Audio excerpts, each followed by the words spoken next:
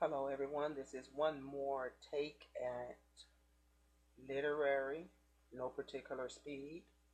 We're just practicing. I know I need to practice, so I'm thinking maybe someone else might as well. I'm going to start out where we left off from, page 11. Ready? This is literary. Ready? Let's go. All morality, all study of justice and happiness should truly be no more than preparation, provision on the vastest scale, a way of gaining experience, a stepping stone laid down for what is to follow.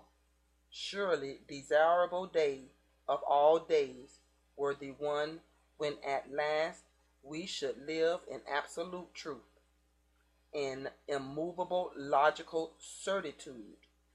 But in the meantime, it is given us to live in a truth more important still, the truth of our soul and our character, and some wise men have proved that this life can be lived in the midst of gravest material errors.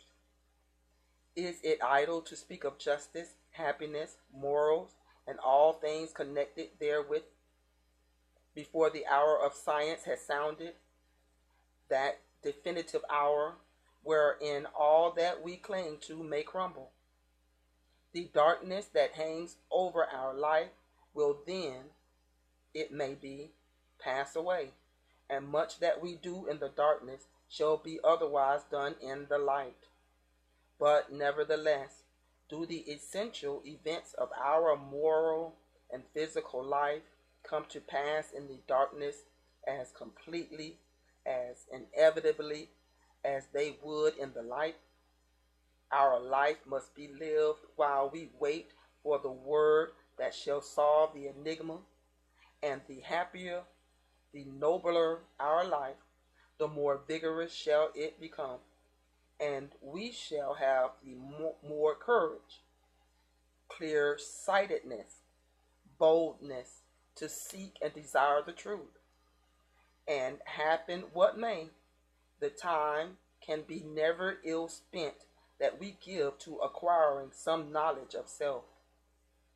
Whatever our relation may become to this world in which we have being, in our soul there will yet be more feelings, more passions, more secrets, unchanged and unchanging, than there are stars that connect with the earth, or mysteries fathomed by science.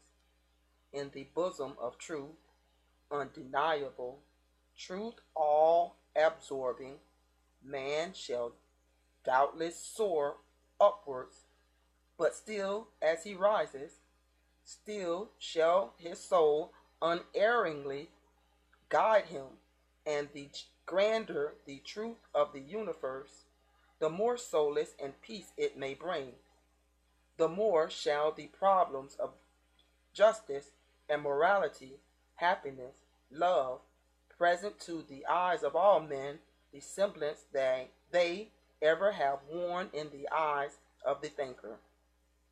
We should live as though we were always on the eve of the great revelation, and we should be ready with welcome, with warmest and keenest and fullest, most heartfelt and intimate welcome, and whatever the form it shall take on the day that it comes to us, the best way of all to prepare for its fitting reception is to crave for it now, to desire it as lofty, as perfect, as vast, as ennobling as the soul can conceive. It must needs be more beautiful, glorious, and ample than the best of our hopes. For where it differ therefrom, or even frustrate them, it must of necessity bring something nobler, loftier, nearer to the nature of man, for it will bring us the truth. To man, though all that he value go under, The intimate truth of the universe must be wholly, preeminently admirable. And though on the day it unveils, our meekest desires turn to ashes and float on the wind, still shall there linger within us all we have prepared, and the admirable will enter our soul, the volume of its waters being as the depths of the channel that our expectation has fashioned. It is necessary that we should conceive ourselves to be superior to the universe. Our reason may prove what it will. Our reason is only a feeble ray that has issued from nature, a tiny atom of that whole which nature alone shall judge. It is fitting that the ray of light should desire to alter the lamp whence it springs. That loftiness within us, from whose summit we venture to pass judgment on the totality of life, to absolve or condemn it, is doubtless the merest pin-prick, visible to our eye alone, on the illimitable sphere of life. It is wise to think and to act as though all that happened to man were all that man most required. It is not long ago, to cite only one of the problems that the instinct of our planet is invited to solve, that a scheme was on foot to inquire of the thinkers of Europe whether it should rightly be held as a gain or a loss to mankind if an energetic, strenuous, persistent race, which some, through prejudice, doubtless, still regard as inferior to the Aryan in qualities of heart and of soul.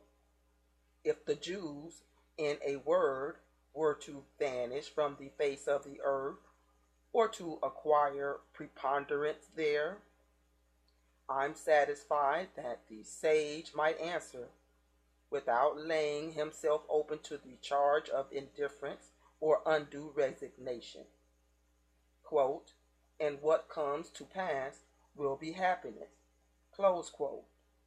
Many things happen that seem unjust to us, but of all the achievements of reason, there has been none so helpful as the discovery of the loftier reason that underlies the misdeeds of nature.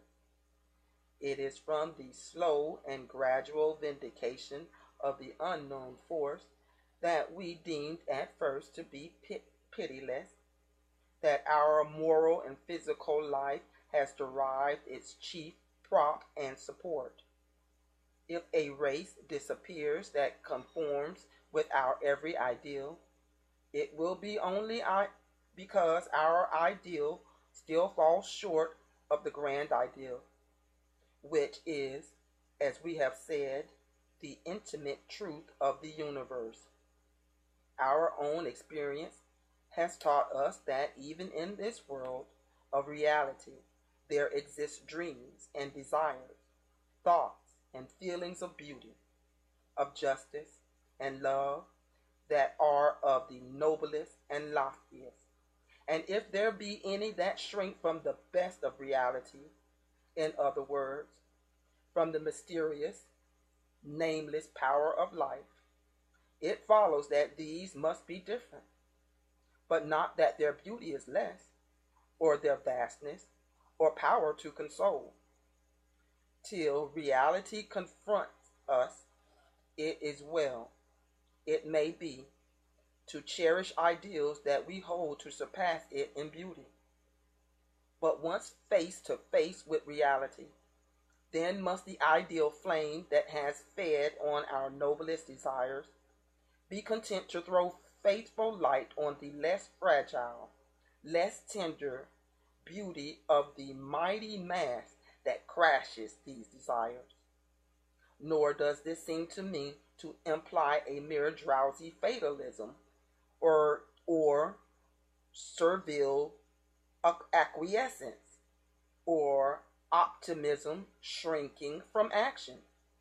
The sage, no doubt, must many a time forfeit some measure of the blind, the headstrong, fanatical zeal that has enabled some men, whose reason has fettered and abound, to achieve results that are nigh superhuman.